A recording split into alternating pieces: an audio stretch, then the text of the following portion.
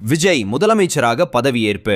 சூளகிரியில் இரத்த தான முகாம் நடத்தி கொண்டாடிய தமிழக வெற்றிக் கழகத்தினர். தமிழக வெற்றிக் கழகத்தின் தலைவர் மாண்புமிகு தமிழக முதலமைச்சர் திரு சி ஜோசப் விஜய் அவர்கள் பதவியேற்றதை முன்னிட்டு தமிழகம் முழுவதும் அக்கட்சியினர் பல்வேறு நலத்திட்ட உதவிகளை வழங்கி கொண்டாடி வருகின்றனர். இதன் ஒரு பகுதியாக கிருஷ்ணகிரி மாவட்டம் வேப்பனஹள்ளி சட்டமன்ற தொகுதி வேட்பாளர் திரு எஸ்.ஆர். சம்பங்கி அவர்களின் தலைமையில் சூளகிரி ஒருங்கிணைந்த ஒன்றியம் சார்பாக பிரம்மாண்ட இரத்த தான முகாம் சூளகிரி அரசு ஆண்கள் மேல்நிலை பள்ளியில் நடைபெற்றது. சட்டமன்ற உறுப்பினர்களின் ஆதரவு மற்றும் பெரும்பான்மையை நிரூபித்து விஜய் அவர்கள் முதலமைச்சராக பதவியேற்றதை முன்னிட்டு இந்த நிகழ்ச்சி ஒருங்கிணைக்கப்பட்டது.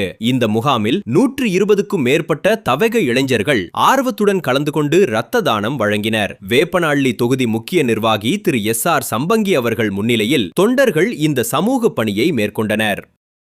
பதவியேற்பை ஆடம்பரமான கொண்டாட்டங்களாக மட்டுமில்லாமல் பொதுமக்களுக்கு பயனுள்ள வகையில் இரத்த தான முகாம் மூலம் கொண்டாடியது இப்பகுதி மக்களிடையே நெகிழ்ச்சியை ஏற்படுத்தியுள்ளது.